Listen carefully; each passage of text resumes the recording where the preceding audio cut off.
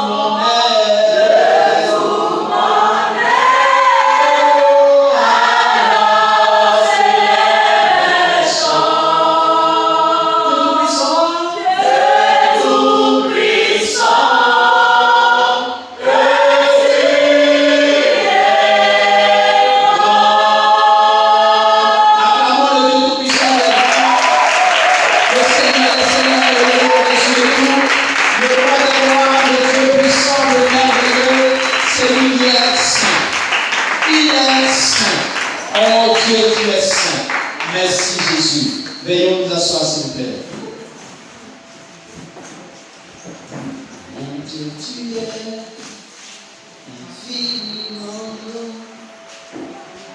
éternel puissant. Ce matin, bien-aimés, nous sommes à notre culte d'alliance, notre culte d'action de grâce ce jour, pour dire merci à Dieu. Amen. Nous avons eu un moment puissant dans la présence de Dieu durant les 3 jours de cette semaine, le 1er, le 2 et le 3. Et ce matin, Dieu nous donne l'opportunité de lui dire merci, de lui rendre grâce. Amen. Et pour poursuivre notre action de grâce, nous allons revenir, nous allons faire un résumé essentiel de ces 3 jours dans la présence de Dieu. Alléluia. Et bien aimés frères et sœurs, ce matin, ce que nous l'étude que nous allons voir, se nomme donc 5 clés pour une alliance de percée. 5 clés pour une alliance de percée. Amen. 5 clés pour une alliance de percée. Alors, nous sommes dans une alliance avec Dieu et dans l'alliance, il y a des secrets, il y a des codes, il y a des mots de passe. C'est-à-dire qu'il y a des clés qui doivent ouvrir des portes essentielles pour te conduire dans la percée. Amen. La percée, c'est la croissance spirituelle. La percée, c'est la manifestation de la puissance de Dieu. Alléluia. La percée, c'est le pouvoir que tu as, que tu exerces. La percée, c'est lorsque le ciel s'ouvre sur ta vie et que le règne de Dieu est total en toi. La percée, c'est lorsque ce que tu fais te réussit. Alléluia. La percée, c'est lorsque tu sais écouter la voix de Dieu et tu marches selon sa direction. La percée, c'est lorsque tu entres dans les promesses de l'Éternel. Alléluia. Que le nom du Seigneur soit béni. Gloire à toi, Seigneur. 5 clés pour une alliance de percée. 5 clés pour une alliance de percée. Dans la vie courante, frères et sœurs, nous avons des portes. Et une clé ouvre une porte. N'est-ce pas? La clé sert à ouvrir une porte. C'est souvent même impossible de voir une clé qui va ouvrir 2 portes différentes. N'est-ce pas? Une clé ouvre une porte. Amen. Une clé ouvre une porte. Et la porte que Dieu dispose, la porte te permet d'entrer dans une pièce. La porte te permet d'entrer dans une salle. La porte te permet d'entrer dans un espace. La porte te permet d'entrer dans un lieu. Une porte qui n'a pas de clé est inutile. C'est inutile de mettre une porte et puis il n'y a pas de clé. Amen. Lorsqu'on met une porte, on scelle la porte avec une clé. Amen. Et si tu dois entrer, tu prends la clé. Tu rentres dans cet endroit. Que le nom du Seigneur soit béni. Tu dois noter ce matin que notre alliance avec Dieu repose sur des principes. Amen.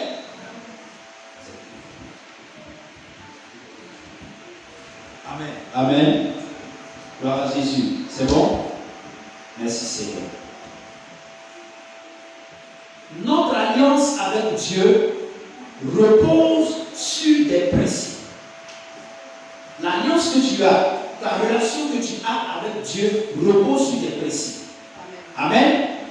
Et chaque principe manifeste une loi. Chaque principe manifeste une loi. Amen. Chaque loi est rattachée à un secret. Alléluia. Et chaque secret est percé, c'est-à-dire est découvert par une clé. Un code, un mot de passe. Pour percer un secret, pour découvrir un secret, il te faut le code. Amen. Quand tu as le code, tu découvres le secret. Tu ouvres pour découvrir le secret. Et ce secret te conduit donc à la loi, parce que la loi est rattachée à un secret. Et quand tu rentres dans la loi, les principes pour manifester cette loi sont devant toi. Alléluia. Donc, Les 5 clés que nous allons voir ce matin sont les clés qui vont t'aider à rentrer dans une dimension de percée. Amen. Que le nom du Seigneur soit béni. Je veux aussi te faire noter que celui qui a la clé, celui qui détient la clé, c'est lui qui contrôle la situation. Oui, vous êtes dans un espace, celui qui a la clé, c'est lui qui décide. Amen. S'il n'ouvre pas, tu n'entres pas. S'il ne ferme pas, vous n'êtes pas en sécurité. Alléluia. Donc celui qui a la clé, c'est celui qui décide. Donc si tu dois décider dans la vie, obtiens les clés de la vie. Si tu dois dominer, obtiens les clés de la domination. Alléluia. Que le nom du Seigneur soit béni. Écoute ceci. La Bible dit dans le livre d'Ésaïe, chapitre 22 au verset 22. La Bible dit, je mettrai sur son épaule la clé de la maison de David. Je mettrai sur son épaule la clé de la maison de David. Quand il ouvrira, nul ne fermera. Quand il fermera, nul n'ouvrira. Celui qui a la clé, quand il ouvre, personne d'autre ne peut pas passer derrière lui ou après lui pour fermer. Quand il a fermé, personne en dehors de lui ne peut ouvrir. Parce que c'est lui qui détient la clé. La Bible dit, je mettrai sur son épaule la clé de la maison de David. Au moment où Ésaïe donnait cette prophétie, l'époque de David était passée il y a longtemps. Et Dieu prophétise ici qu'il va rétablir son fils, il va rétablir son peuple, il va rétablir celui avec qui il est en alliance et il va déposer une marque sur son épaule. Il va déposer sur son épaule la clé de la maison de David. Ça veut dire quoi? La maison de David, c'est dire que comment mon serviteur David a pu percer les secrets de Dieu et il a régné durant tout ce temps sans même que un seul ennemi ou des ennemis ensemble ne puissent avoir autorité ou victoire sur lui. Et je vais lui donner les secrets que David a reçus et qu'il a réussi dans la vie. Alléluia. Je vais lui communiquer les secrets que David a eus et qu'il a été puissant, qu'il a été le plus grand roi. Et même aujourd'hui, il n'y a pas eu de roi plus élevé que David. Alléluia. Je mettrai sur son épaule. Je lui donnerai l'accord. Je lui donnerai le secret. Je lui donnerai mon approbation, mon accord, mon oui.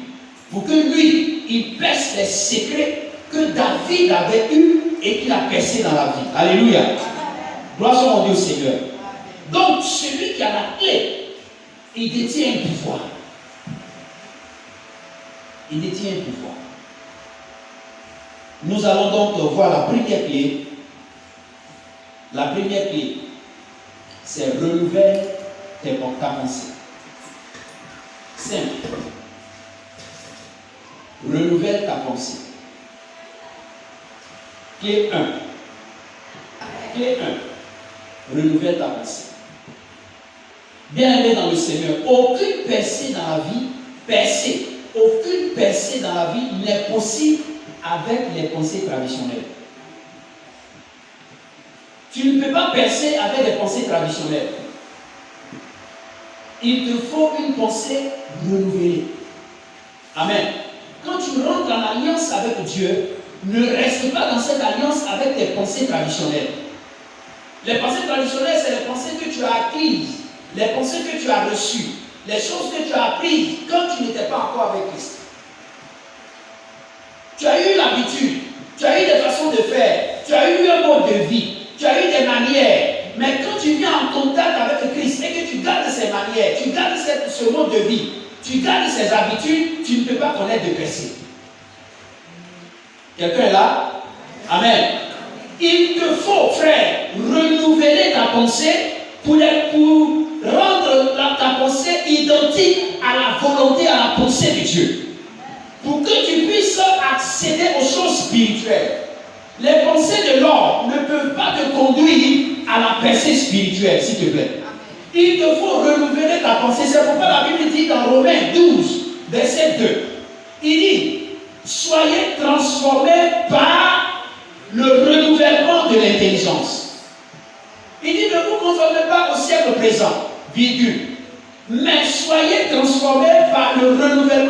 intelligence. Pourquoi?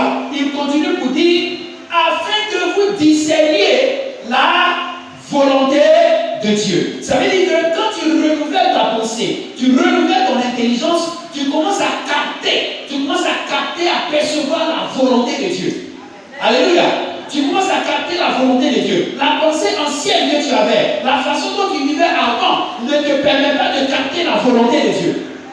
Il te faut abandonner, il te faut te séparer, il te faut te régénérer, il te faut te retransformer. Alléluia. Avec ton intelligence renouvelée pour que réellement tu puisses capter la volonté de Dieu. Amen. Pour que tu puisses capter la volonté de Dieu. Et il dit quoi?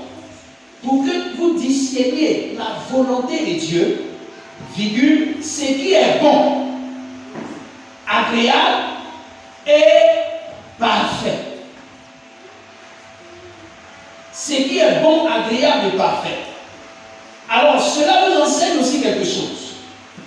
Quand ta pensée est renouvelée, non seulement elle t'apporte la transformation qui te permet de capter la volonté de Dieu, amen, et la volonté de Dieu te conduit dans les choses qui sont parfaites. Amen. Tu vas quitter le niveau des choses qui sont bonnes.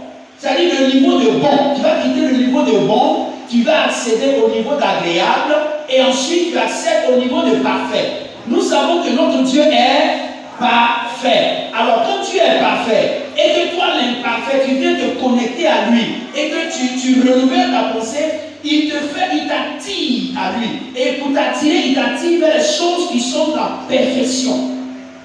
Alléluia. Quelqu'un me comprend ce matin? C'est important, frère. Alors quand Dieu, tu rentres en contact avec le Seigneur, tu vas travailler à ce que ton intelligence soit renouvelée, à abandonner les mauvaises habitudes et à prendre désormais l'habitude selon la parole de Dieu. Amen. Tu vas accepter, laisser tomber ce que tu étais avant et reprendre maintenant une vie que Dieu te donne. Amen. Tu ne peux pas aller en alliance avec ta vie passée. Tu ne peux pas aller en alliance avec les choses traditionnelles que tu as apprises depuis longtemps. Si tu es assis dessus, tu ne peux pas bouger. Tu ne peux pas aller loin. Tu ne peux pas faire des exploits. Tu ne peux pas manifester la puissance de Dieu. Non, ce n'est pas possible. La puissance est manifestée avec des pensées renouvelées. Amen. Et ça, c'est ta responsabilité. Tu dois faire l'effort de renouveler ta pensée. De changer. On dit changer de mentalité. Changer ta façon de comprendre, changer ta façon de voir, changer ta façon de parler, changer ta façon d'administrer tes relations, changer ta façon de faire les choses, changer ta façon d'aimer. Alléluia. Alors Dieu va te conduire du bon au parfait.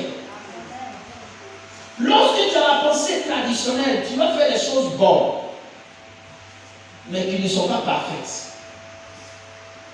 Amen.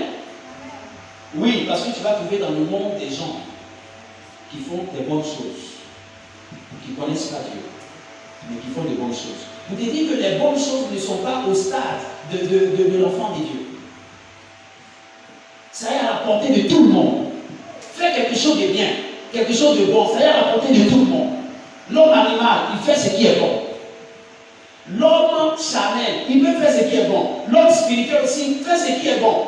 Mais ce qui va mettre la différence, c'est que l'homme spirituel, à un moment, il va faire maintenant les choses parfaites. Que l'homme animal ne peut pas faire, l'homme charnel ne peut pas faire. Alléluia. Mais qu'est-ce qui arrive à le conduire à la perfection? C'est bien sûr parce que sa pensée a été renouvelée. Et que sa pensée désormais capte la volonté de Dieu. Et cette volonté l'attire à la perfection. Gloire à Jésus. Si tu n'abandonnes pas tes mauvaises pensées, ta pensée humaine, les choses que tu as acquises, sans la présence de Dieu, tu ne peux pas réaliser de percée spirituelle. Tu ne peux pas rentrer dans l'abondance, dans l'héritage que Dieu donne à ses fils. Manifester les promesses de Dieu, tu dois d'abord être renouvelé dans l'intelligence. Le monde nous a appris que les mêmes causes produisent les mêmes effets. C'est ça, non? Alors, si tu fais la même chose comme tout le monde, il ne faut pas t'attendre à un résultat extraordinaire. Tu ne peux pas t'attendre à un résultat extraordinaire. Tu commences à produire des résultats extraordinaires lorsque tu commences à faire des choses différentes des autres. Alléluia. Mais si tu fais comme si c'est comme ça on fait, habituellement c'est mais qu'est-ce que toi tu apportes? C'est comme ça on fait, oui, mais toi tu apportes quoi de nouveau? Si tu n'apportes rien de nouveau, tu es même chose comme nous tous. Tu dois apporter quelque chose de nouveau. Dis j'apporte quelque chose de nouveau. J'apporte quelque chose de nouveau. Alléluia. Que le nom du Seigneur soit béni. Deuxième clé. Pour ceux qui notent. Deuxième clé, c'est garde ta langue des paroles vaines et trompeuses. Garde ta langue des paroles vaines et trompeuses. Autrement dit, il faut que ta bouche ne dise pas des choses inutiles. Il faut que ta bouche ne dise pas des paroles de méchanceté, ne dise pas des paroles, comment on appelle ça? Hein? Ne dise pas des paroles de mensonge. Voilà. En d'autres termes. Garde ta langue des paroles vaines et trompeuses. Frère, la langue que nous avons, la langue ici c'est la parole qui est en toi a une puissance. Une puissance formidable. Formidable. Ça n'a rien à voir avec tu connais Dieu, tu ne connais pas Dieu. Tu es un homme, tu as les attributs de Dieu. Et à ta création, Dieu a mis des potentialités en toi. Alléluia. Que tu sois païen, chrétien, que tu sois croyant, incroyant, que tu sois dans l'église ou dehors, frère, tes paroles sont revêtues d'une puissance que Dieu a mis à la création de l'homme. Tout homme a ça. Amen.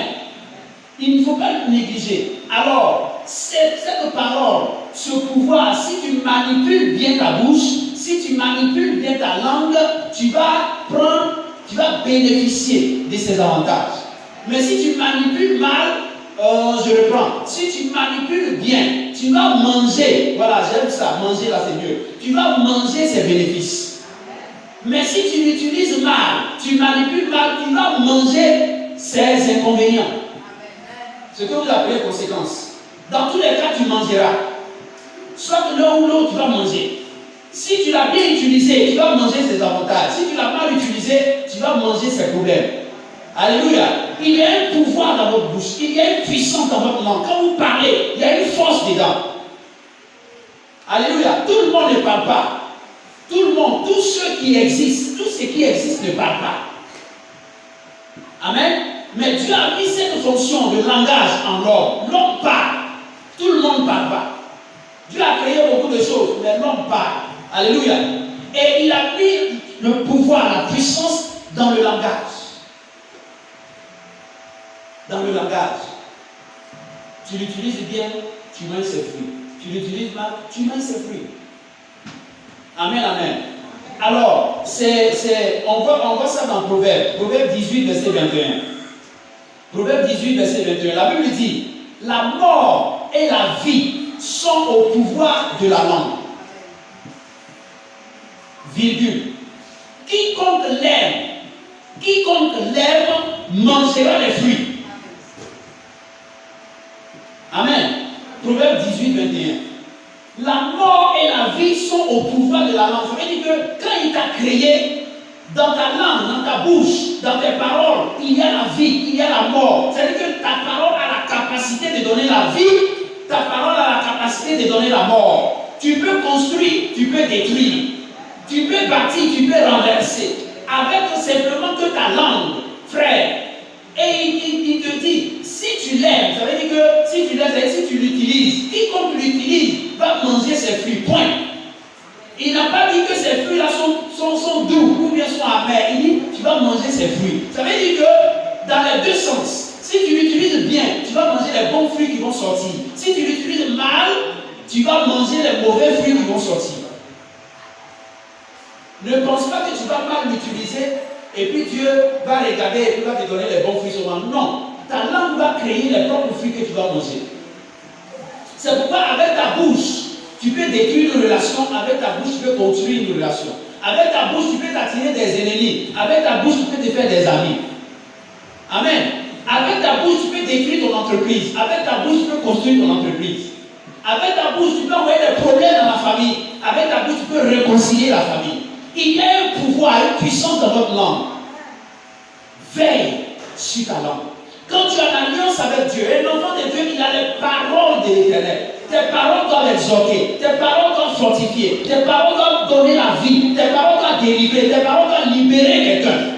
C'est pourquoi il dit exhortez-vous par des hymnes et des cantiques. Oh, vous devez vous édifier les uns des autres par ces choses-là. Frères, les paroles, Dieu a mis un pouvoir dans les paroles. Ça n'a rien à voir avec tu es baptisé, tu n'es pas baptisé.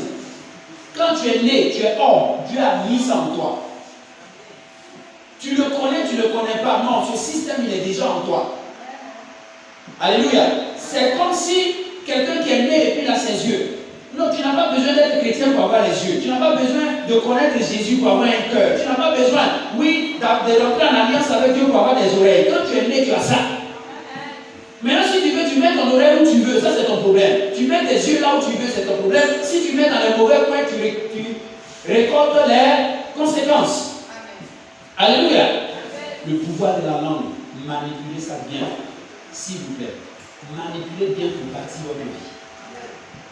Si tu veux réaliser des percées dans la vie et que tu ne fais que dire des mauvaises choses, tu vas réaliser quel type de percée. Oui, tu vas percer dans le négatif. Et tu vas rencontrer problème sur problème. Pourquoi c'est comme ça? Mais attends, tout le monde autour de toi, tu as un problème avec tout le monde. Toi, tu es comment? Et tu penses que c'est les autres qui sont bizarres. Mais bizarrement, toi-même, tu te rends compte que tu as un problème avec tout le monde. Mais si j'ai un problème avec tout le monde, qu'est-ce qu'il y a à moi? Crée le problème avec tout le monde. Tu te révises, mon frère, ma soeur. Et tu regardes, qu'est-ce que je fais? Et puis chaque jour, il y a des problèmes avec tout le monde. Partout où je suis, j'ai des problèmes avec tout le monde. Non, il y a quelque chose qui ne va pas. Et mais vous les Africains, bon, nous les Africains. Alléluia. Le problème est que quand il y a une situation, vous voyez automatiquement un féticheur, un démon, un sorcier qui est en train de vous gâter les relations. Vous ne voyez jamais vous-même. L'Africain, il ne se regarde jamais lui-même. Toujours, c'est un esprit, c'est un démon qui est en train de faire quelque chose. Alors que lui-même au quartier, c'est lui qui parle mal, il fait parler avec tout le monde. Quand on lui dit quelque chose, il prend toujours à mal. Il parle, son langage n'est pas bon. À Abidjan, on dit ta bouche est sale. Vous comprenez ce langage, non? À Abidjan, on dit ta bouche est sale. C'est-à-dire que toi qui parles, tes paroles sont toujours mauvaises. Tu parles toujours mal. Mais tu veux que le fruit que tu fais sortir là, c'est un mauvais fruit, tu vas manger ça. Veillez sur votre langage. Ça va vous construire ou ça va vous détruire. Ce pouvoir-là, il n'y a rien que tu puisses faire, ça est en toi. À toi de l'utiliser maintenant dans les bonnes conditions pour que tu puisses bénéficier de ces avantages. Alléluia. Dieu a créé le ciel, la terre, tout ce qui en fait par quoi? Par la parole. Par la parole. C'est un pouvoir, c'est une puissance. Quand tu es en train de prier, c'est par la parole. Quand tu es en train de déclarer les choses sur quelqu'un, c'est par la parole. La parole a un pouvoir. Ne manipulez pas votre langue n'importe comment.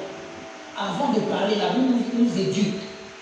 Il dit avant de parler, tournez la langue 7 fois. C'est un conseil qu'il te donne. Un conseil de sage. Ça veut dire qu'avant que tu me parles, il faut réfléchir. 7 fois, ça veut dire quoi? Réfléchir de sorte que ce qui va sortir soit parfait. C'est pourquoi il a mis 7. Tu dois réfléchir, tu dois travailler sur ton langage de sorte que ce qui sort soit parfait. Parce qu'une fois que c'est sorti, tu ne peux pas reprendre. Alléluia. Et la Bible dit dans le livre de Jacques, chapitre 3, que la langue aussi est un feu. La langue aussi est un feu. Jacques chapitre 3, verset 6. La langue est un feu, frère. Il dit c'est le monde de l'iniquité. Quand le péché doit rentrer, ça ne rentre pas quelque part aussi. Il y a la parole dedans. La langue est placée parmi ses membres. souillant tout le corps et enflant le cours de la vie, étant elle-même enflée par la géhenne. La langue aussi est un feu. L'Esprit de Dieu est un feu, mais ta langue est un feu. Alléluia. C'est un feu. Quand ça sort, ça peut faire bonnes choses, comme ça peut brûler. Les bonnes choses. Les bonnes choses qui viennent à toi, si tu n'as pas bien fait, par ta langue, par ta bouche, par tes paroles, tu vas détruire les bonnes choses qui arrivent. Des fois, vous-même, vous détruisez votre propre mariage. Des fois, vous détruisez votre propre bénédiction. Des fois, vous détruisez votre propre croissance spirituelle, ou croissance dans les études, ou croissance dans les affaires. Vous-même, vous les détruisez. Et quand toi-même tu détruis par ton langage, et que les choses ne vont plus bien, et que tu te mets à faire combat spirituel, c'est inutile. Parce que tu vas combattre jusqu'à rien ne se manifestera, parce qu'aucun démon n'a été associé avec toi pour détruire. Et tous ils sont là et te regardent. Ils disent Seigneur, on est innocent. Et toi seul, tu te bats, tu te débats, tu viens sur le champ de bataille, tu tires, il n'y a personne là-bas. Tu les casses, ils ne sont pas là. Tu les enchaînes, ils ne sont pas là. Tu les détruis, tu les chasses, ils ne sont pas là. Et la situation est toujours la même chose. Et quelle attitude ça crée en toi? Seigneur, tu commences à pleurer. Je fais des combats, je prie, mais ça ne va pas. Je prie, c'est que le problème, ça est en toi. Quand tu pries et que ça ne va pas, ça veut dire que ce n'est pas une affaire de démon. Quelqu'un a entendu ça? Quand tu pries, ça ne va pas. C'est que ce n'est pas une affaire de démon. C'est toi-même qui es ton propre démon. Donc, fais une pause et puis regarde toi-même. Qu'est-ce que je fais? Qu'est-ce que j'ai fait pour que ça? Et Dieu commence à t'enseigner, tu corriges. Et quand tu corriges, tu vois que les choses s'ouvrent devant toi. Simplement. Tu dis, si j'avais connu ça plus tôt, je n'avais pas perdu mon temps. Alléluia.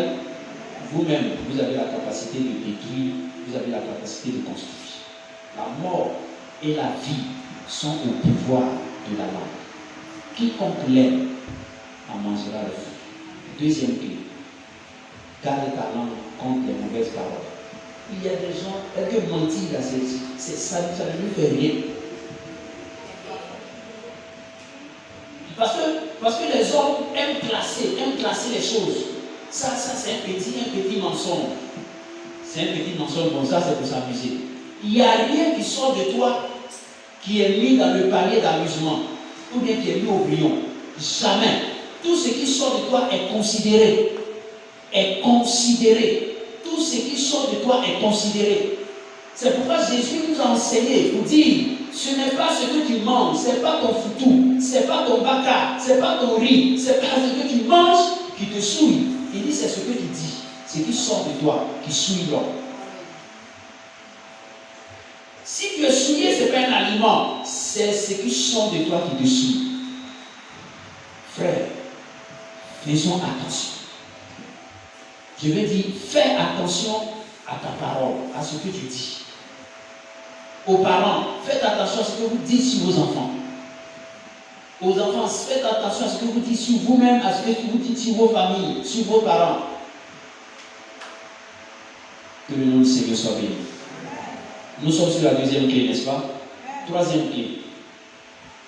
Troisième clé, c'est ne perds plus le temps. Ne perds plus le temps. Ne perds plus le temps. Ne perds plus le temps. Nous avons vu durant notre programme un verset merveilleux qui nous a aidé dans cette clé. Ne perdez pas le temps. La Bible dit dans le livre d'Éphésiens, chapitre 5, le verset 6. Rachetez le temps, car les jours sont mauvais. Éphésiens 5, verset 6. Rachetez le temps, car les jours sont mauvais. Il ne perds pas le temps. Ce que tu as fait aujourd'hui, fais. Il ne faut pas perdre le temps. Quand vous rentrez en alliance avec Dieu, oh frère, le retard de ta bénédiction, le retard de ta grâce, c'est le retard que tu mets à obéir. Tu es là 10 ans, tu n'as pas vu la main de Dieu. Ça veut dire qu'il y a 10 ans, que tu as retardé à obéir. C'est tout. Sinon, aujourd'hui même, tu es converti. Demain matin, même aujourd'hui même, tu peux commencer à faire les grandes choses. Si tu es rapide à obéir à Dieu. Mais on met le temps.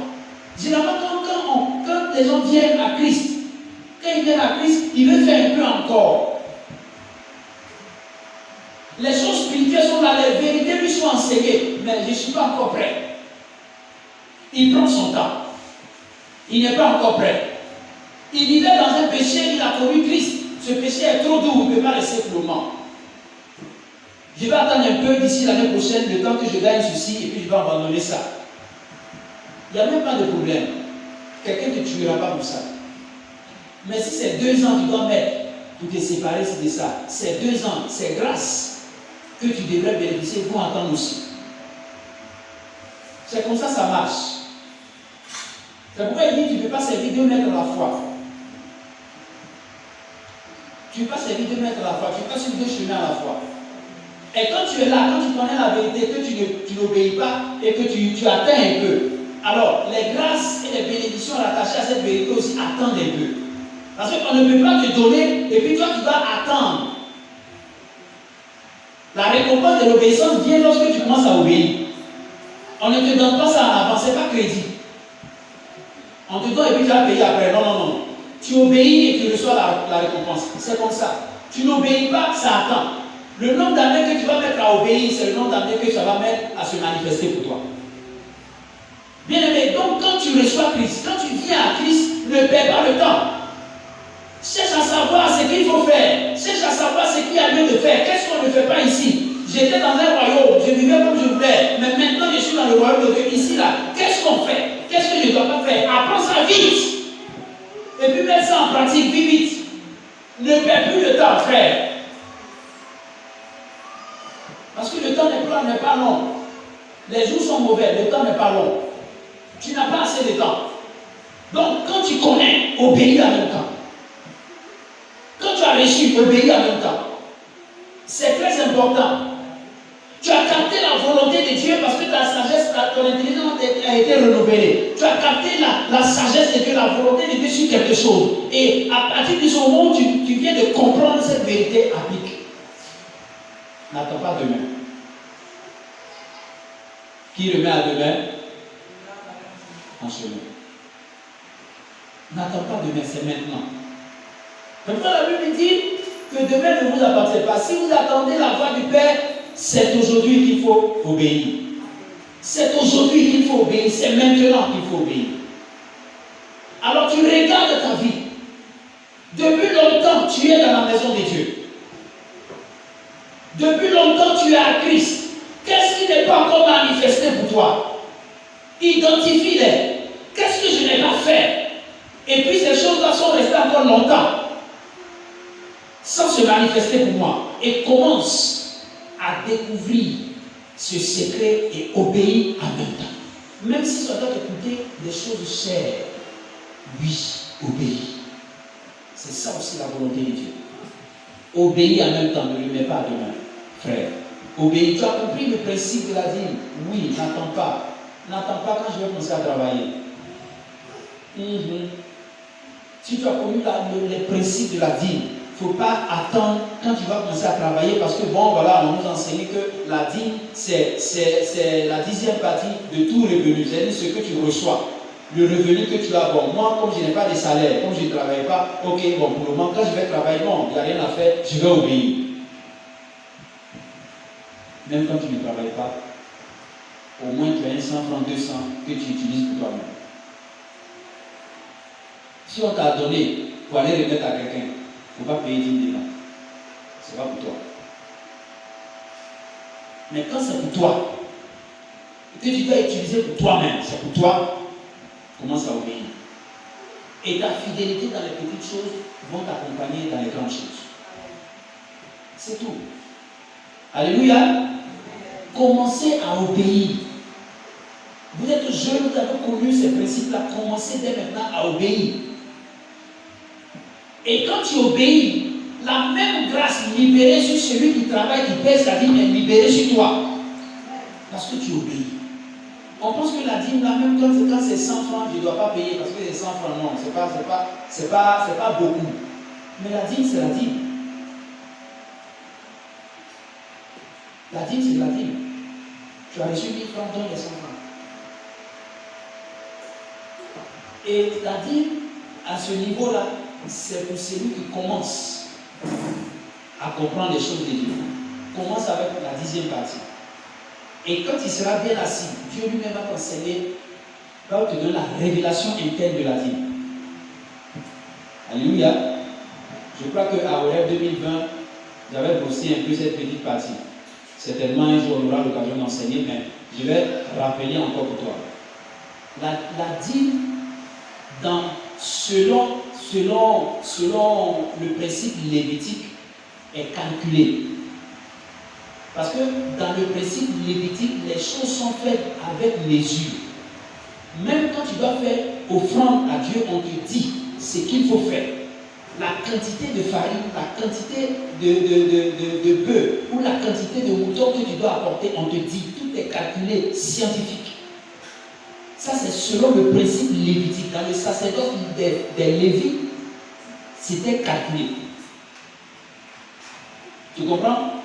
Alors que Jésus, que nous adorons, n'est pas descendant des Lévites. Les Lévites sont les descendants d'Aaron. Il n'est pas descendant des Lévites, il est de la tribu de Juda. Il n'est pas de la tribu de Lévi. Il est de la tribu de Juda. Alors que le sacerdoce, on donne le sacerdoce du père en fils. Donc normalement, si on doit suivre le principe lévitique, le sacerdoce, c'est-à-dire être sacrificateur, être roi, ne doit pas partir dans la tribu de Juda. Ça devait rester chez les Lévites. Mais Dieu a arrêté le sacerdoce lévitique et il a donné le sacerdoce à Jésus qui est sorti de la tribu de Juda pour que ce sacerdoce reste éternellement parce que lui, Jésus, ne meurt pas. Alléluia. Alors que dans le sacerdoce lévitique, lorsque le sacrificateur meurt, on le remplace par son fils. Et donc, on parle de service. La mort, on remplace, il sert, il meurt, on remplace, il sert, il meurt. Et Dieu a changé pour que le sacrifice, le sacerdoce reste éternel. Donc il a transféré de Lévi à Juda, il a confié à Jésus qui lui est éternel. Alléluia. Et dans le nouveau sacerdoce, la dîme n'est plus calculée. L'offrande n'est plus calculée. Alléluia. La dîme, l'offrande ne sont plus calculées. Là-bas, quand tu veux commencer à obéir, dans les premières heures, tu commences avec ce que tu connaissais, ce que tu as appris avec le sacerdoce lévitique, en calculant. C'est-à-dire 10e partie, juste, tu donnes. Et au fur et à mesure, tu rentres dans l'alliance, dans l'intimité avec Christ, Dieu ouvre ton esprit et tu comprends que la dîme, c'est la part que tu donnes à Dieu. Et cette part-là, tu donnes librement. Et ça ne doit pas être moins de 10%. On se comprend? Ça ne doit pas être moins. C'est-à-dire, soit 10 ou au-delà. C'est pourquoi vous pouvez entendre des témoignages des hommes qui ont donné plus que la vie. Qui donnent plus que la vie. C'est-à-dire que plus que le calcul, 10%. Et ils sont bénis. Dans le nouveau sacerdoce, la vie est libérée pour ça. Alléluia. Ce n'est plus un poids sur toi. Mais ça sort de ton engagement, de la force que tu donnes à ton engagement, à ton alliance. Nous fermons la parenthèse.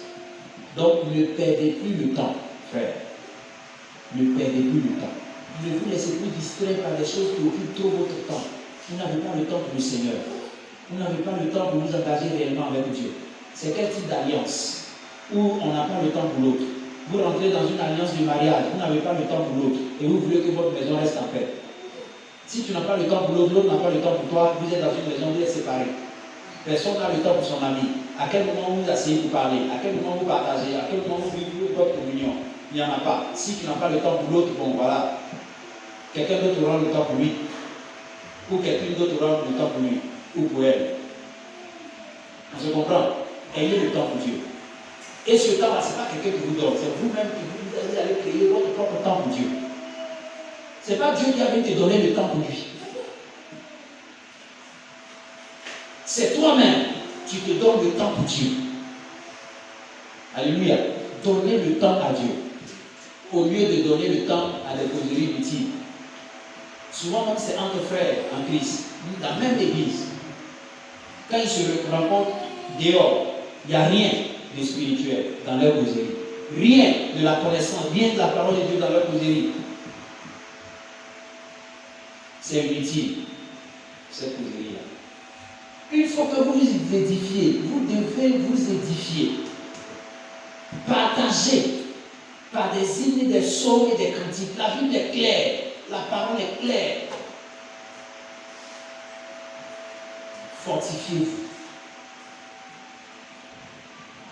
Ne perdez plus le temps à vous distraire par des visites inutiles, par des choses qui ne t'apportent plus pas de valeur, qui ne t'apportent rien. Mais on est attaché à ça, à des choses inutiles. On perd le temps pour rien. Vous perdez le temps devant votre télé. On regarde quand c'est nécessaire. Quand les choses doivent être éducatives pour toi, tu regardes. Mais si ça ne t'apporte rien, ça ne te donne aucune valeur, ça ne bâtit pas ta foi, c'est même pas la peine. Si tu as raté ça, ça ne te fera rien. Tu ne seras pas mort pour autant. Tu ne perdras rien pour autant. Celui qui a regardé, toi qui n'as pas regardé, il n'y a rien de différence entre vous deux. Alors allez à l'essentiel. Ce qui sera essentiel pour vous. Ce qui est essentiel pour ton âme. Ce qui est essentiel pour ton esprit. C'est ça que tu dois rechercher. Mais si tu recherches ce qui n'est pas essentiel, ça veut dire que tu vis encore dans ta chair. Mais quand tu marches par l'esprit, la Bible dit que tu n'accomplis plus les désirs de la chair. Tu es là, tu n'as rien à faire, comme voilà, je suis à la maison, je n'ai rien à faire, je suis un peu ennuyé, je sors un peu pour me distraire. Tu vas où? Tu ne sors même pas par objectif. Je vais faire telle chose pour revenir. Non. Je sors un peu pour marcher. Tu le crois, tu vas où? Non, je marche un peu. Aucune destination, aucun objectif. Il se promène comme ça. Parce que bon, à la maison, il est tout resté à la maison, il s'ennuie. Comment un chrétien, comment un enfant de Dieu peut être à la maison et puis s'ennuyer? Je ne sais pas comment ça se fait. Je ne sais pas comment ça se fait. Tu peux pas être à la maison chez toi et puis t'ennuyer. Il n'y a rien à faire. Pourquoi il n'y a rien à faire? Tous les versets de la Bible, tu connais. Tous les livres, tu connais. Est-ce que tu as la révélation de toute la Bible? De toute la Bible? Est-ce que tu as la révélation, l'enseignement de tout ce qui est écrit? Tu n'as rien à faire. Tu as prié combien de fois de la journée quand tu étais à la maison? Tu n'as rien à faire. Tu as adoré combien de fois? Tu n'as rien à faire. Tu sors te promener un peu. Non, vous perdez le temps. C'est pourquoi les choses essentielles, les choses lourdes de la part du royaume de Dieu ne peuvent pas venir dans ta vie. Parce que toi-même, tu ne fais pas le poids. Si tu ne fais pas le poids, on dépose une charge dessus, ça te détruit. Alléluia. Oh, remplis-moi par ton onction. L'onction élève et l'onction détruit. L'onction qui vient sur toi lorsque tu n'as pas la capacité de manifester cette onction, ça te détruit.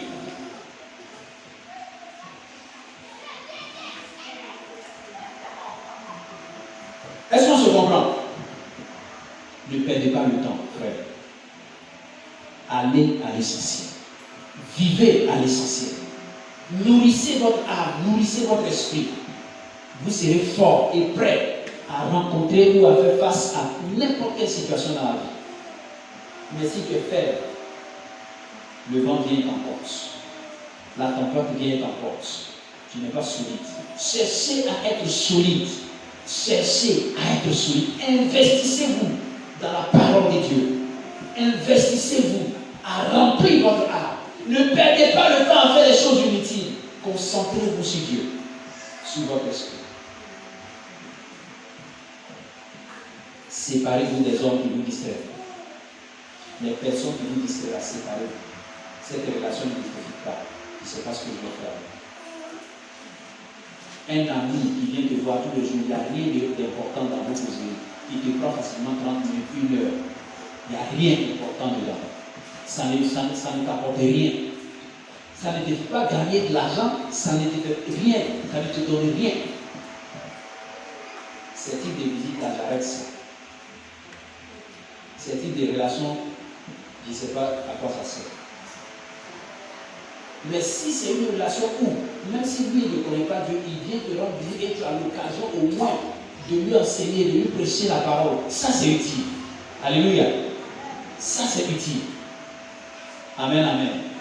Que le nom du Seigneur soit béni. Mettez de la vitesse dans votre engagement. Mettez de la vitesse dans votre engagement. Soyez rapide, les frères. Accélérez. Dis à ton frère, à ton voisin, accélère. Accélère.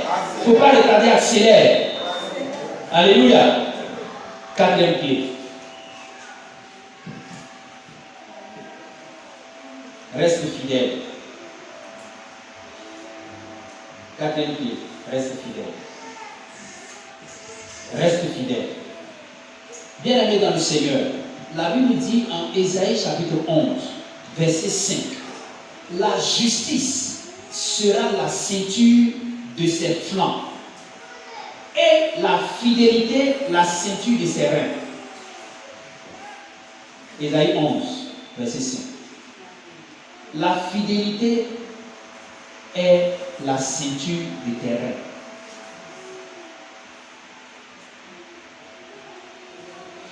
Verset 5, Ésaïe 11. La justice sera la ceinture de tes flancs, de ses flancs, et la fidélité la ceinture de ses reins.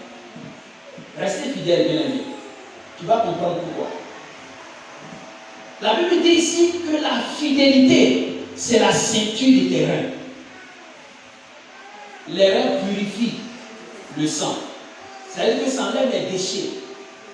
La nourriture que tu manges là, qui se convertit en sang, il y a des déchets dedans. Alors ces impuretés-là, les reins sont là pour les séparer du sang. Pour que ton sang soit pur, pour circuler dans tout ton corps. Et lorsque ces reins sont touchés, que les reins ne font plus leur travail, on dit tu as insuffisance rénale. Et les conséquences de l'insuffisance rénale, c'est quoi? Il y a des mauvaises eaux qui sont dans ton corps, qui n'arrivent plus à être évacuées, à être filtrées. Il y a des mauvaises eaux qui sont dans ton corps et on dit on va aller te faire dialyse. C'est-à-dire on retire l'eau. Puisque les reins ne peuvent pas faire, nous ils vont tirer, on retire l'eau de ton corps. Mais celui qui a l'insuffisance rénale, les symptômes de son corps, il s'enfle. Il s'enfle. Il s'enfle. Et il finit par mourir. La Bible dit la fidélité est la ceinture de tes reins. C'est-à-dire la fidélité qui va protéger tes reins. La fidélité va rendre tes reins plus forts. La fidélité, en fait, va purifier ta vie. La fidélité va purifier ta vie. Si tu restes fidèle à Dieu, ta vie restera purifiée. Mais si tu es infidèle, tu seras atteint d'insuffisance rénale spirituelle. Des mauvaises eaux vont rentrer dans ton corps. Il y a des mauvaises eaux qui sont dans le corps des gens. Et ils sont enflés d'orgueil. Ils sont enflés de suffisance. Ils sont enflés de rébellion. Enflés d'égoïsme, de méchanceté, d'insoumission. Ce sont des mauvaises eaux qui te détruisent. Quand tu n'es pas fidèle, quand il n'est pas fidèle, il n'est pas soumis, il est enflé d'insoumission. Et l'insoumission va le tuer, va le détruire. Quand tu n'es pas fidèle, il y aura une mauvaise eau dans ton corps, l'égoïsme. C'est lui d'abord. Alors, restez fidèle au Seigneur. Restez fidèle à Dieu. Restez fidèle à Dieu. Donc quand tu es fidèle, tu vas préserver ta santé physique et puis ta santé spirituelle. Ça, la fidélité va te conduire à ça. Et toutes les mauvaises eaux vont disparaître de ton corps. La fidélité est la ceinture à terre. Que le nom du Seigneur soit béni. La dernière clé, simple. Sois loyal. Alléluia. Amen. Qui est là? Amen. Sois loyal. Sois loyal. Éphésiens chapitre 5, verset 19 à 21. Rendez continuellement grâce à l'Éternel. Il dit, entretenez-vous par des psaumes, par des hymnes et par des cantiques spirituels. Entretenez-vous par des psaumes, par des hymnes et par des cantiques spirituels. Bien aimé, il y a des cantiques que vous chantez qui ne sont pas spirituels. Il y a des cantiques qui sont spirituels, il y a des cantiques qui ne sont pas spirituels. Quelque chose qui est spirituel, c'est une œuvre de l'esprit. Amen. Il y a des cantiques qui ne sont pas l'œuvre de l'esprit. C'est l'œuvre de la sensation, de l'émotion de l'homme. Ça fait vibrer, ça crée l'émotion, mais il n'y a rien, c'est vide. Généralement, ces gens des cantiques-là ne sont pas en accord avec la vérité biblique. C'est doux à entendre, c'est intéressant à chanter, mais ce n'est pas en accord. Les paroles qui sont dedans ne sont pas en accord avec la Bible. Et ce sont les cantiques spirituels qui vont vous rendre lourd, fort, puissant. Ce n'est pas les cantiques qui suscitent l'émotion. Non. Nous sommes dans la 5e clé. Sois loyal. Donc, frère, c'est important. Il faut faire honneur à ton engagement. On l'a enseigné vendredi. Faire honneur à ton engagement. Quand tu prends tes engagements, il faut faire honneur. Il faut faire honneur. Un homme qui n'a pas de dignité, il est vilipendé par tout le monde. Un homme qui fait honneur, quand il donne sa parole, il respecte. Même si ça va lui coûter cher, il respecte ce monsieur-là, cet homme-là, on le respecte aussi. Dans le royaume de Dieu, tu es respecté lorsque tu respectes tes engagements. Quand tu respectes ta parole, quand tu as dit, la Bible dit que ton oui soit oui, que ton non soit non. Et le verset continue, il dit le reste qu'on ajoute là, ça vient du diable. Il dit tout ce que tu vas ajouter après, ça vient du diable. Quand tu as donné ta parole, et puis tu lui dis, bon, j'avais dit, mais le mais là, ce qui suit là, ça vient du diable. Quand tu donnes ta parole, respecte ta parole. Tu as dit à Dieu, tu l'aimes, manifeste sur ton amour pour lui. Tu dis, oui, je suis là, sois là. Celui qui n'est pas loyal, c'est un traître. Tu sais ça, non? Celui qui n'est pas loyal, c'est un traître. Et voici comment le traître travaille. Le traître, il est avec vous, mais il vend vos secrets dehors. N'est-ce pas? Le traître, il est avec vous, mais lorsque il trouve des gens qui sont en train de vous critiquer, lui aussi il s'associe à eux.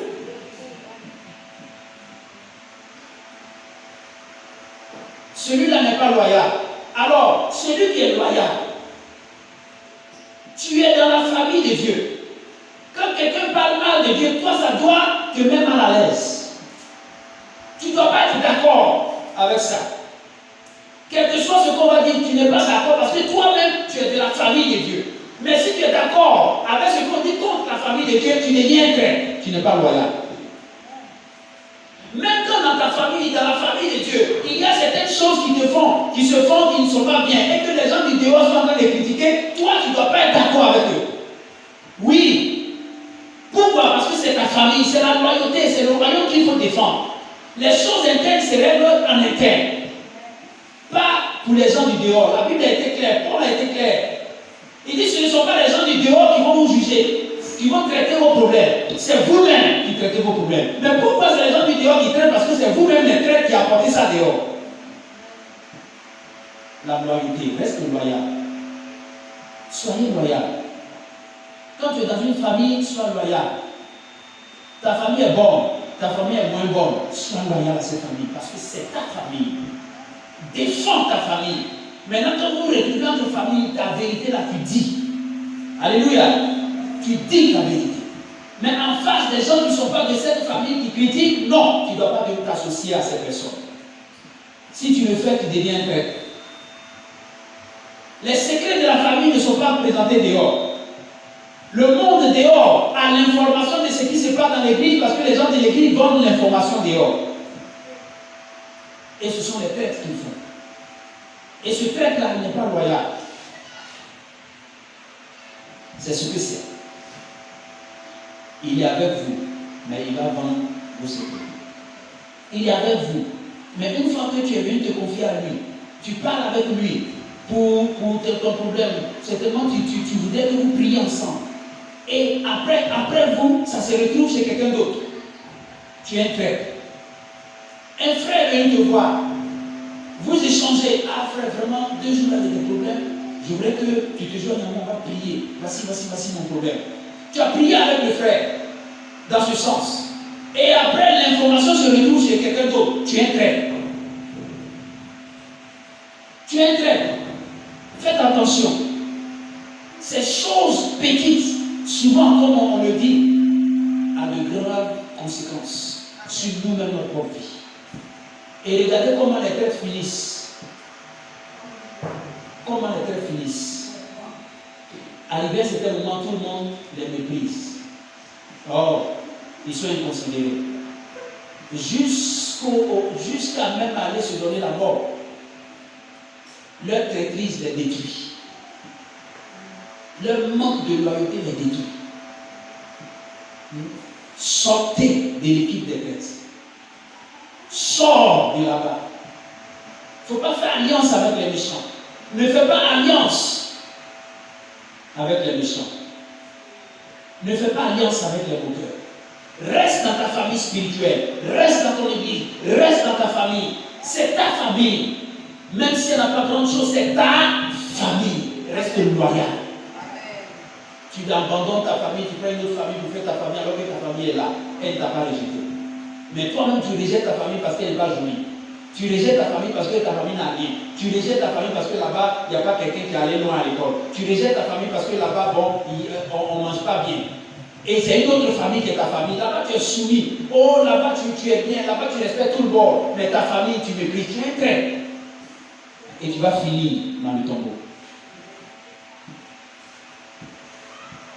Si ces 5 clés, vous travaillez à les activer, à les utiliser dans votre vie, ça vous ouvrira, chaque clé vous ouvrira la porte de la paix.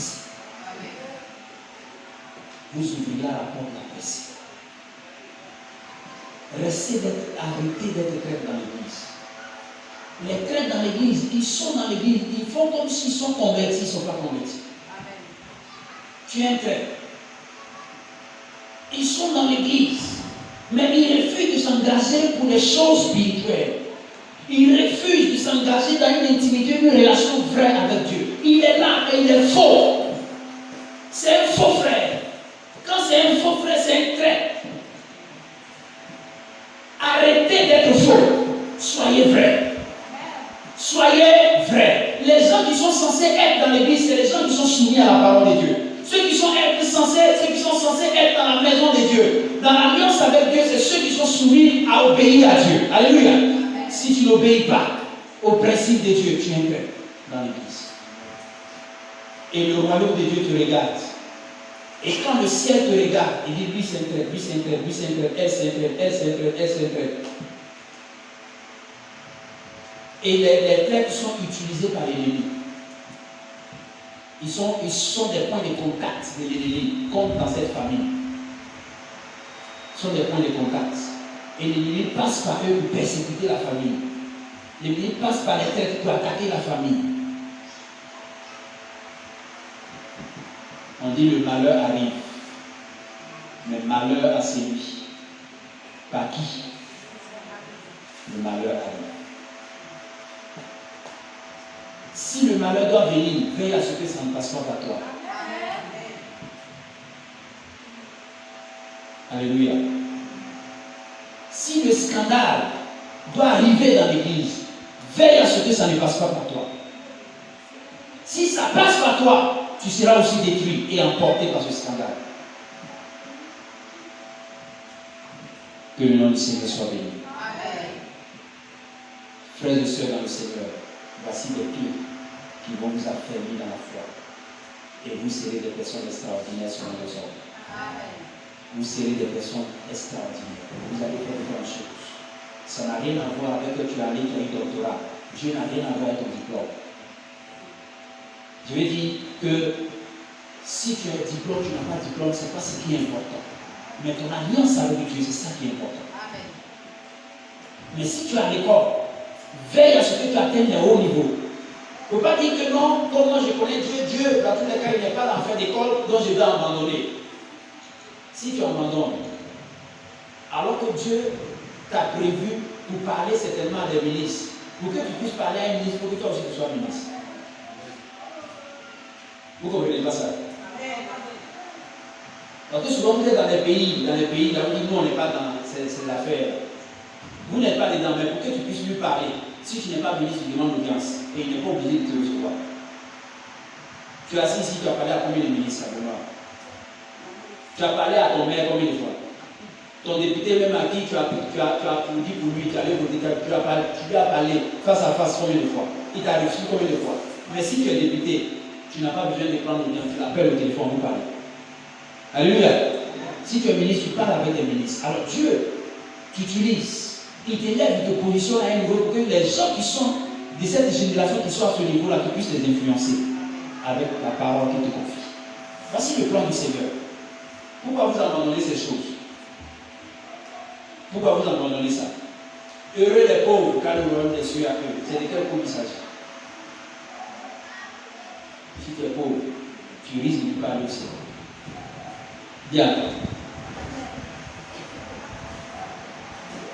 C'est pas ça. Enfin, je vais t'expliquer simplement mon idée. C'est-à-dire que quand tu es pauvre, l'orgueil rôde autour de toi. La convoitise rôde autour de toi. Et si tu ne fais pas attention, tu risques de faire des mauvaises choses parce que toi aussi un jour tu veux qu'on dise ton nom. Hein? Toi aussi tu veux qu'on dise ton nom. Donc tu vas faire des mauvaises choses pour gagner quelque chose parce que vraiment, la pauvreté ça fait mal. Ça brûle, ça fait mal. Ce n'est pas la volonté de Dieu de te voir dans cet état. Si tu as commencé là, voilà, je vais te prendre de là et puis je vais te lever. De sorte que les gens regardent et disent non, mais ça c'est impossible. Celui-là, il était de cette classe-là. Oui, le Seigneur l'a élevé. Et puis eux, quand ils te voient, ils rendent gloire à Dieu. Voici le plan de Dieu. Voici le plan de Dieu. Mais son plan, ce n'est pas de te voir là et de te laisser là.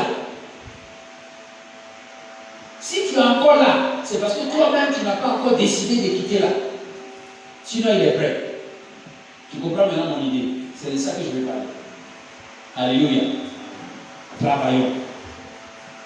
Dieu a besoin de nous à tous les niveaux de la vie. Tous les niveaux de la vie. Tous les niveaux de la vie. Frère, je vais te donner un exemple d'évangélisation. Si tu as ça, à bien sûr, on dit quand tu as ça, tu comprends ce que c'est? Voilà.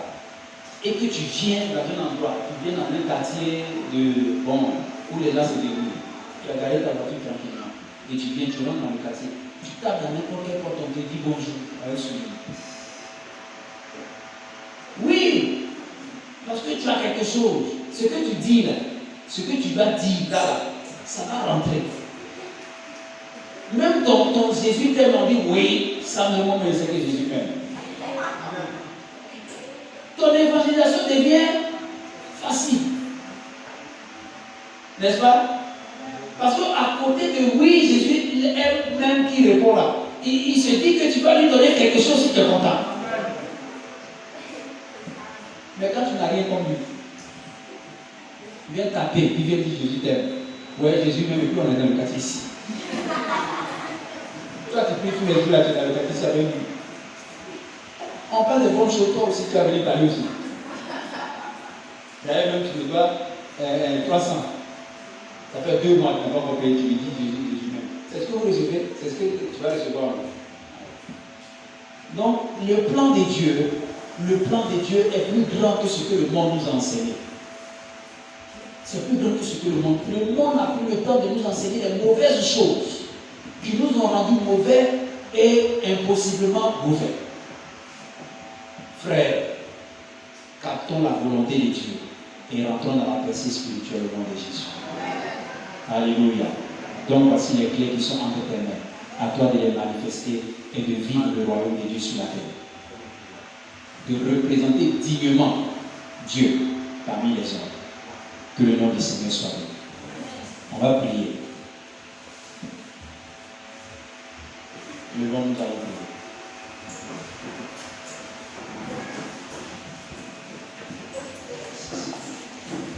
Seigneur, merci pour ta grâce.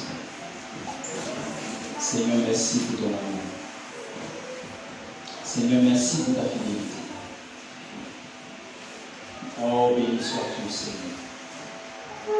Éternel, qu'il y ait de bonnes eaux dans notre vie. Qu'il y ait des eaux nouvelles, Seigneur, qui nous remplissent. Oh Jésus, depuis la cheville jusqu'aux genoux, des genoux jusqu'à la hanche, de la hanche à la poitrine, et de la poitrine à nous submerger. De sorte qu'on ne marche plus, mais que nous nageons dans la grâce de Dieu.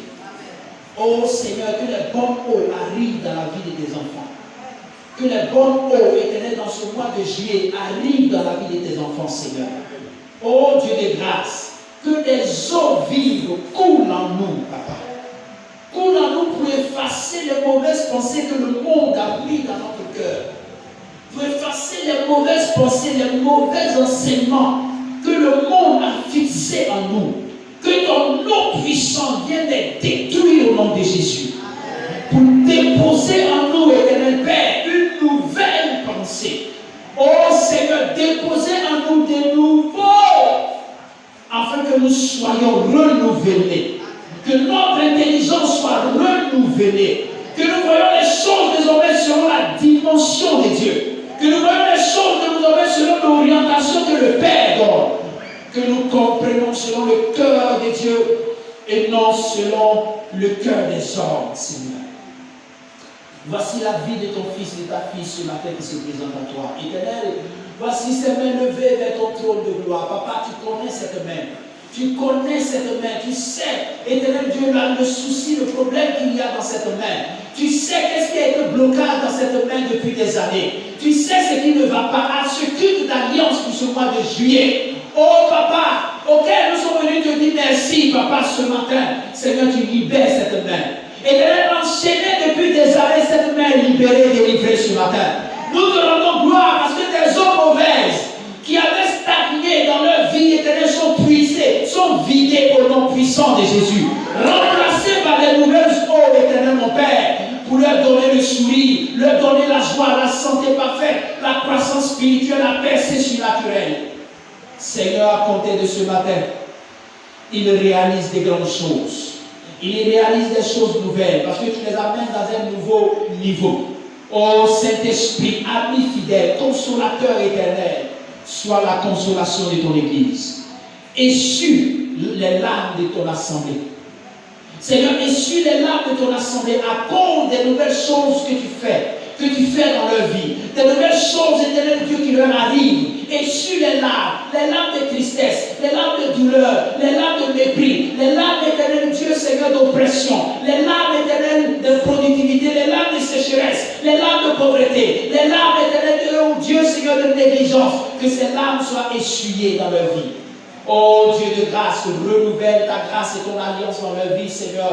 Accorde-leur, éternel Dieu, de nouvelles eaux pour aller de gloire en gloire, de profondeur en profondeur, de dignité en dignité, d'honneur en honneur, avec les clés que tu as déposées sur ma tente les mains. Ils ouvrent les portes. Là, tu as dit, oh Seigneur, je vous donnerai les clés du royaume des cieux. Oh, ce que vous lierez sera lié, ce que vous déliez sera délié. Père, tout ce que tu as lié et que tu as délié en notre faveur, Seigneur, nous avons la capacité de les lier, de les délier sur la terre. Au nom puissant de Jésus. Fais de nouvelles choses dans ma vie.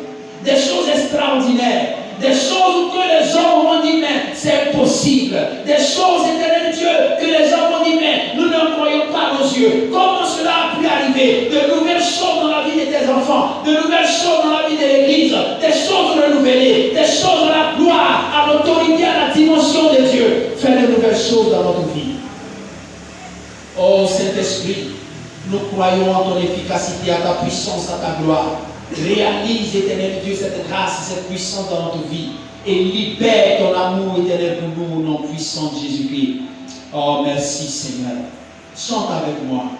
Que tes vives eaux inondent devant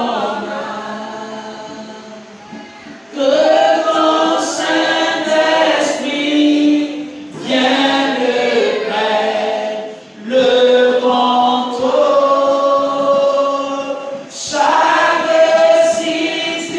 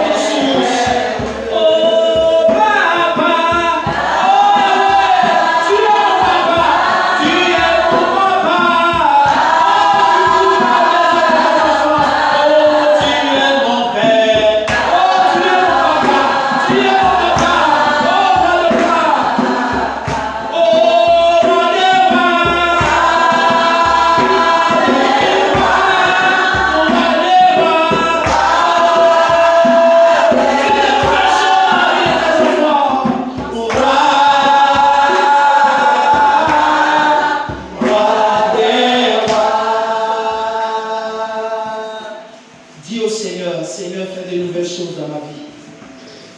À partir de ce culte d'alliance éternelle renouvelée, fais de nouvelles choses dans ma vie, Père. Tu as mis entre mes mains les clés. Les clés, éternel mon Dieu, pour m'amener à ouvrir et à explorer la percée spirituelle. Fais de nouvelles choses dans ma vie. Seigneur, fais de nouvelles choses dans ma vie, Père. Des choses que les hommes m'ont qualifiées d'extraordinaires. Des choses que les autres m'ont dit impossibles, extraordinaires. Les choses qui m'ont étonné les hommes. Les choses, éternel mon Dieu, oh, qui m'ont fait réjouir le royaume de Dieu. Les choses nouvelles dans ma vie. Oh, je reçois, éternel Dieu, de nouvelles dans ma vie. De nouvelles choses pour moi, Papa. Fais, Seigneur, des choses nouvelles. Fais des choses nouvelles dans ma vie.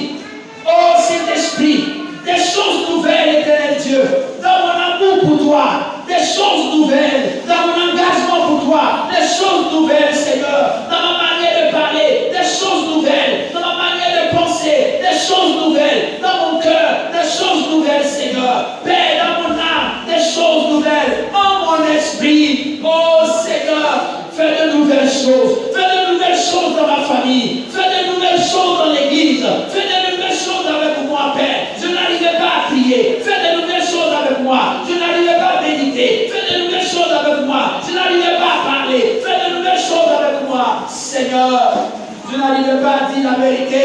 Papa, fais de nouvelles choses avec moi.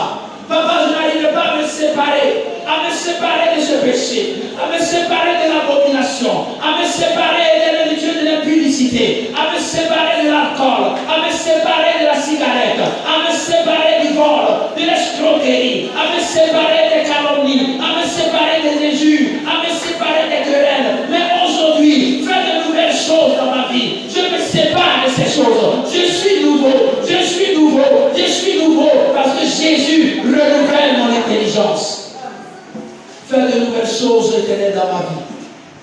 Oh, je te bénis, je te rends grâce. Parce que ce matin, nous avons prié au nom de Jésus. Merci parce que tu fais. Fidèle des fidèles, tu fais. Que l'honneur et la gloire te reviennent au nom de Jésus. Amen. Acclamons